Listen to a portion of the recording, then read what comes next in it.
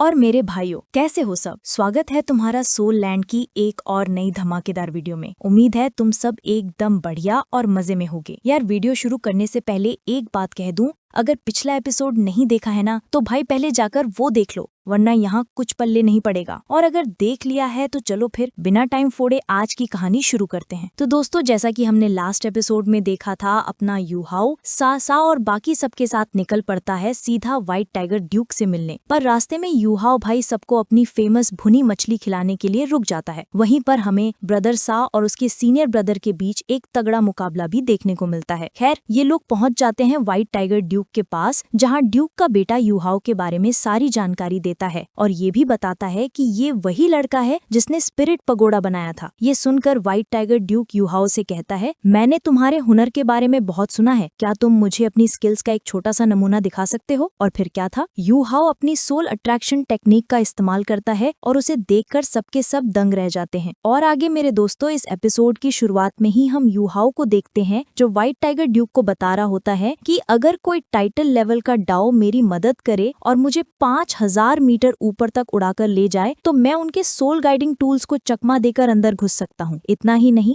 मैं उनके सारे सोल डिटेक्टिंग टूल्स को भी तबाह कर सकता हूँ। वो आगे कहता है कि वो मिंगदू माउंटेन में भी घुसपैठ कर सकता है। ये सुनकर व्हाइट टाइगर ड्यूक कहता है, तुम जो कह रहे हो वो सुनने में ही बहुत खतरनाक लग रहा है। 5000 मीटर की ऊंचाई पर उड़ना किसी सोल मास्टर के लिए मौत को दावत देने जैसा है। वहाँ हवा बहुत पतली होती है और टेम्परेचर -10 डिग्री तक गिर जाता है। इतनी खतरनाक हालत में तो एक अल्टीमेट डाउलू भी ज्यादा देर नहीं टिक सकता। उसकी ये बात सुनकर सा भी टेंशन में आ जाता है और यूहाओ से कहता है, मेरे भाई, मुझे लगता है 5000 मीटर कुछ ज्यादा ही है, तुम्हें एक बार फिर सोचना चाहिए। इस पर यूहाओ मुस्कुराते हुए कहता है, अरे मैं एक आइस एट्रीब्यूट वाला सोल मास्टर हूँ, मेरे लिए तो ये सिचुएशन एकदम परफेक्ट है, टेंशन मत लो, मैं सब संभाल लूंगा। और रही बात पतली हवा की, तो उसका भी जुगाड़ है मेरे पास। वो सा की तरफ देखकर कहता है, चिंता मत करो, मुझे पता है मैं क्या कर रहा हूँ। ये देखकर व्हाइट टाइगर ड्यूक भी कहता है, ठीक है फिर यूहाओ, हमें तुम पर पूरा भरोसा है। और वो वाइन का कप उठाकर यूहाओ को उसके मिशन के लिए बेस्ट ऑफ लक कहता है। पर उस कप को देखते ही यूहाओ को अपनी माँ की याद आ जाती है, लेकिन वो खुद को संभाल लेता है। तभी व्हाइट टाइगर ड्यूक उससे पूछता है, तुम स्टारलू एम्पायर के हो ना, बताओ तो सही तुम्हारा असली घर कहाँ है? ये सुनते ही यूहाओ एक गहरी सांस लेता है और लू आली भी थोड़ा घबरा जाता है। फिर यूहाओ बताता है, मैं असल में स्टारलू सिटी के पास एक बहुत छोटे से गांव का हूँ, कुछ इतना खास नहीं है कि उसके बारे में बताया जाए। लेकिन ये सुनकर व्हाइट टाइगर ड्यूक हैरान हो जाता है और कहता है, क्या बात कर रहे हो, एक छोटा सा गांव तुम्हारे जैसे टैलेंटेड बंदा कैसे पैदा कर सकता है? ये तो सच में यकीन करने वाली बात है। तभी उसका बेटा बोलता है, असल में श्रेक अकेडमी में एक से बढ़कर एक टैलेंटेड स्टूडेंट्स हैं। लेकिन यूहाओ उनकी बात काटते हुए कहता है, मुझे लगता है हमें फालतू बातों में टाइम बर्बाद करने की बजाय अपनी स्ट्रैटेजी पर बात करनी चाहिए। जिस पर योर हाइनेस आगे आकर कहती है, मेरे ख्याल से आप सबको थोड़ा आराम करना चाहिए, आप लोग बहुत लंबा सफर करके आए हैं और वैसे भी ये मिशन बहुत खतरनाक है, तो हमें सब कुछ बहुत सोच समझकर प्लान करना होगा। बेहतर होगा कि आप लोग थोड़ा रेस्ट कर लें। इस पर यूहाओ भी मान जाता है। फिर रात का सीन आता है जहां यूहाओ अपने कमरे से बाहर निकलता है तो उसे दूसरी तरफ मिस टांगुली टुंग यानी वैंग डोंगर बैठी हुई दिखाई देती है, जो आसमान में सितारे देख रही थी। यूहाओ उसे देखकर उसके पास चला जाता है और कहता है, लगता है मिस टांगुली टुंग को भी तारे देखना बहुत पसंद है। इस पर वो पलटकर जवाब देती है, मुझे नहीं लगता कि ये तारे तुम्हारे हैं, तो क्या मैं इन्हें देख नहीं सकती? इस पर यूहाओ मुस्कुराता है और उसके पास आकर बैठ जाता है। तभी मिस टांगुस उससे पूछती है, एक बात बताओ, जो तुम करने जा रहे हो क्या वो सही है? क्या तुम्हें अकेले ही मिंगदू माउंटेन वाले मिशन पर जाना चाहिए? ये बहुत ज्यादा खतरनाक है। ये सुनकर यूहाओ कहता है, अगर इस वक्त डोंगर मेरे साथ होती तो ये सब मेरे लिए बहुत आसान हो जाता। ये मिशन तो मेरे लिए चुटकियों का खेल होता। हमारी मार्शल स्किल्स एक दूसरे से बहुत मिलती जुलती हैं और अगर वो यहाँ होती तो आज बात ही कुछ और होती। ये सुनकर मिस टांगुस थोड़ा चिढ़कर कहती है, जब देखो तब डोंगर डोंगर, क्या तुम्हारे दिमाग में और कुछ नहीं चलता? तुम्हारी ये लव स्टोरी सुन सुनकर मैं पक गई हूँ, जब से मिली हूँ बस एक ही नाम सुन रही हूँ। इस पर यूहाओ सीरियस होकर कहता है, मैं पागल नहीं हूँ, मैं सच में डोंगर से बहुत प्यार करता हूँ और मैं आज तुम्हारे पास इसलिए आया हूँ क्योंकि मुझे तुमसे कुछ बहुत जरूरी बात करनी है।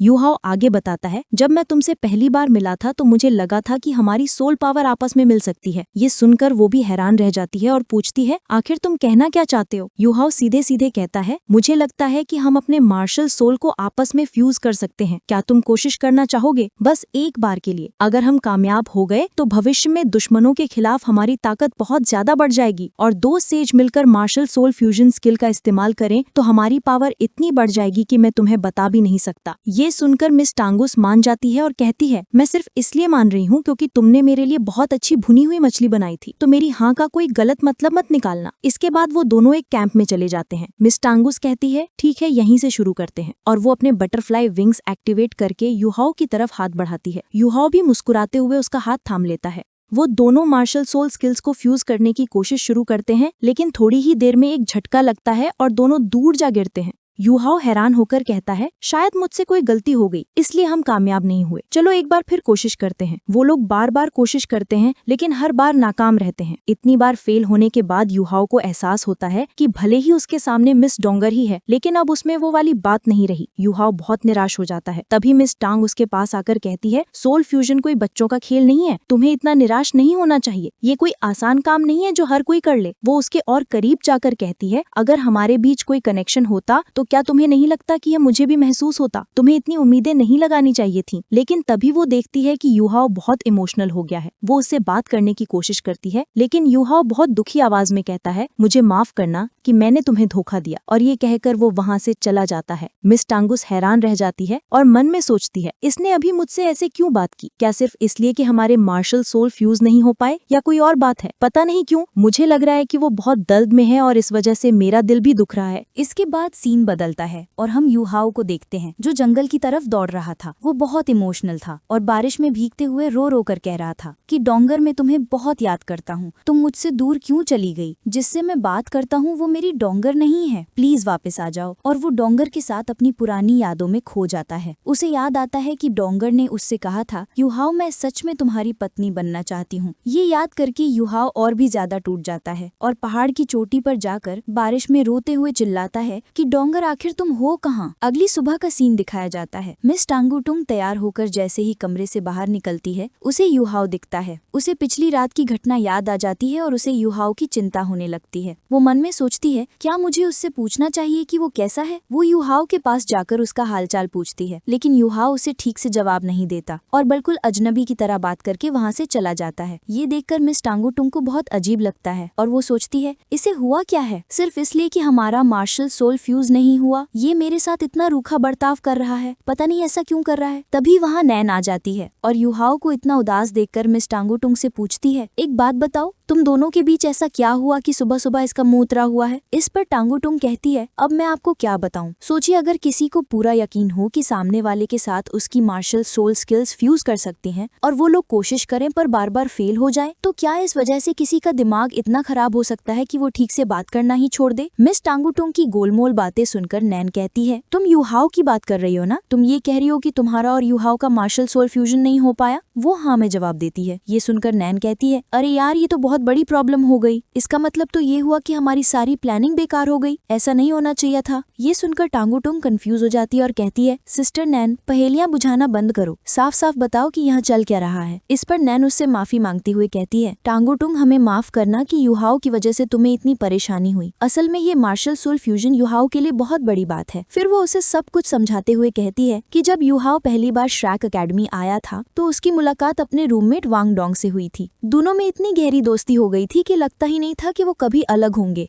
वो हमेशा साथ रहते, साथ पढ़ते और उन्होंने मिलकर बहुत नाम कमाया। उन्होंने दोनों ने मिलकर चैंपियनशिप भी जीती, जिससे वो और ज्यादा फेमस हो गए। कहानी आगे बढ़ी और दोनों ने continental advance soul master academy tournament में भी हिस्सा लिया और वहां भी अपना दबदबा बनाए रखा और हमारी एकेडमी को जीत दिलाई, जिसके बाद उन्हें श्रेक के साथ मॉन्स्टर्स का खिताब मिला। वक्त बीतता गया और सब और भी ताकतवर होते गए, लेकिन फिर सी गॉड के उस इवेंट में युहाओ को पता चला कि डोंगर असल में एक लड़की है। ये जानकर युहाओ हैरान रह गया था, लेकिन फिर दोनों में प्यार हुआ और जल्द ही वो एक फेमस कपल बन गए। लेकिन फिर युहाओ को पता चला कि डोंगर को एक ऐसी बीमारी है जिसके इलाज के लिए उसे सनसेट फॉरेस्ट जाना पड़ा। अपनी जान पर खेलकर युहाओ कुछ कीमती तजारे लेकर आया जिससे वांग डोंगर की जान बच सकी। उसकी जान तो बच गई, लेकिन वो इतनी कमजोर हो गई कि चल फिर भी नहीं सकती थी। ऐसी हालत में भी युहाओ हम सबको एलाइट टूर्नामेंट तक लेकर गया, लेकिन फिर सन एंड मून एम्पायर ने अचानक हम पर हमला कर दिया। हम सब घिर गए थे और फिर युहाओ की जान बचाने के लिए वांग डोंगर ने अपनी कुर्बानी दे दी और कोमा में चली गई। लेकिन फिर तुम आई और तुम्हें देखकर हमें लगा कि शायद युहाओ को उसकी डोंगर वापस मिल गई है। ये सुनकर मिस टांगुटुंग हैरान हो जाती है। तभी सीन बदलता है और हम युहाओ और बाकी सबको देखते हैं। युहाओ सबको बता रहा था, ये जो एरिया आप देख रहे हैं ये मिंगदू माउंटेन की सबसे ऊंची चोटी है। अगर मैं इसे पार कर गया तो मैं सन एंड मून एम्पायर की पूरी आर्मी की तैनाती आराम से देख सकता हूँ, जिसके बाद हमें अपना प्लान पूरा करने का और अच्छा मौका मिल जाएगा। युहाओ की स्ट्रेटेजी सुनकर योर हाइनेस का चेहरा उतर जाता है। तभी व्हाइट टाइगर ड्यूक कहता है, युहाओ तुम्हारा प्लान बहुत अच्छा है, लेकिन जिस जगह पर तुम जाने की बात कर रहे हो वो हमारा भी एक बड़ा मकसद रहा है, पर मैं तुम्हें वहाँ जाने नहीं दे सकता क्योंकि वहाँ एक ऐसा खतरा है जिसे हम नजरअंदाज नहीं कर सकते। इस पर युहाओ पूछता है, पर आप मुझे जाने क्यों नहीं देना चाहते? व्हाइट टाइगर ड्यूक बताता है, उस जगह पर हम अपने 200 से ज्यादा सोल सेज मास्टर्स को खो चुके हैं और अब हम एक और कुर्बानी नहीं दे सकते। ये सुनकर युहाओ भी हैरान था। व्हाइट टाइगर ड्यूक आगे कहता है, तुमने लेजेंडरी रिपर टावर के बारे में तो सुना होगा। वो खतरनाक हथियार एक ही झटके में आधी से ज्यादा आर्मी को खत्म कर सकता है और वही हथियार वहाँ तैनात किया गया है। ये सुनकर सब चौंक जाते हैं, लेकिन तभी युहाओ कहता है, मुझे पहले से ही अंदाजा था कि सन एंड मून एम्पायर ने वहाँ अपना सबसे ताकतवर हथियार तैनात किया है, लेकिन मेरे पास अपने प्लान्स हैं। मुझे पता है कि वो लोग पहले ही उस सोल टूल का इस्तेमाल करके हमारे स्टार एम्पायर के सैनिकों को मार चुके हैं और इस वक्त वो बहुत कॉन्फिडेंट है। उन्हें अंदाजा भी नहीं होगा कि मैं वहाँ घुसपैठ करने वाला हूँ और मैं दावे से कह सकता हूँ कि हमारा ये कदम उन्हें हिला कर रख देगा। लेकिन व्हाइट टाइगर ड्यूक फिर भी नहीं मानता और कहता है, मुझे फिर भी लगता है कि ये बहुत खतरनाक है। तुम्हारा प्लान अच्छा है, लेकिन जो रास्ता तुमने चुना है वो मुझे बिल्कुल पसंद नहीं आया। क्या हम कोई और रास्ता नहीं अपना सकते? इस पर युहाओ कहता है, सबसे बड़ा खतरा तो वो सोल रिपर टावर ही है। वो व्हाइट टाइगर ड्यूक को भरोसा दिलाते हुए कहता है, मैं 80% श्योर हूँ कि मैं सही सलामत वापस आ जाऊंगा। युहाओ के इतना यकीन दिलाने पर व्हाइट टाइगर ड्यूक मान जाता है और कहता है, ठीक है, मैं तुम्हारी बात मानता हूँ, लेकिन मैं तुम्हारी जान खतरे में नहीं डाल सकता। पर एक सैनिक के नाते मैं ऐसा मौका हाथ से जाने भी नहीं दे सकता। अगर मुझे खुद को चारे की तरह इस्तेमाल करके अपनी जान भी देनी पड़े तो मैं तैयार हूँ। तो बताओ तुम हमसे क्या चाहते हो? इस पर युहाओ कहता है, मैं अब जो बताने वाला हूँ वो बहुत जरूरी है, लेकिन इसे अंजाम देने के लिए हमें बहुत सावधानी से प्लानिंग करनी होगी। वो आगे बताता है, मैं चाहता हूँ कि Star Luo Empire Sun and Moon Empire पर एक नकली हमला करे ताकि उन सब का ध्यान उस तरफ चला जाए। और इसके बाद युहाओ अपना पूरा का पूरा प्लान समझाने लगता है। उसे काम में इतना बिजी देखकर मिस टेंगुटोंग मन में सोचती है, क्या ये सच में ये सारा काम अकेले करने वाला है? तभी उसे नैन की सारी बातें याद आती हैं। वो सोचती है, जैसा नैन ने बताया वो आज सुबह बहुत खराब मूड में था, क्या ऐसे मूड के साथ वो ये सब कर पाएगा? पर तभी वो खुद से सवाल करती है, आखिर मुझे उसकी इतनी परवाह क्यों हो रही है? मैं उसकी सेफ्टी को लेकर इतनी फिक्रमंद क्यों हूँ? देखते देखते सुबह से शाम हो जाती है और युहाओ अपनी सारी प्लानिंग उन्हें बता देता है। वो कहता है, इस पॉइंट पर मुझे कुछ एरियल सपोर्ट की जरूरत पड़ेगी। जिस पर मिस टेंगुटोंग आगे आकर कहती है, ये काम मैं करूंगी। ये सुनकर सब हैरान रह जाते हैं। वो आगे बताती है, जो टाइटल दावलू हैं वो पहले से ही अपने मिशन पर बिजी हैं और यहाँ जितने भी लोग हैं उनमें से मेरी मार्शल सोल उड़ने के लिए सबसे बेस्ट है। सिस्टर गोरी की सेराफिम एंजल सोल भी है, लेकिन प्रॉब्लम यह है कि वो आसमान में बहुत ज्यादा चमकेगी जिससे सबका ध्यान हमारी तरफ आ जाएगा। ये सुनकर सांची भी उसकी तारीफ करता है और कहता है, ठीक है, फिर हम आज रात ही निकलेंगे। इस पर युहाओ और बाकी सब मान जाते हैं। वो टेंगुटोंग से कहता है, ठीक है, हमारी एरियल सपोर्ट में तुम सबसे आगे रहोगी। मिस गुई हमारी सेकंड लाइन में होंगी। मेरा सेकंड ब्रदर, सीनियर और बाकी सब ग्राउंड पर रहकर मुझे सपोर्ट करेंगे।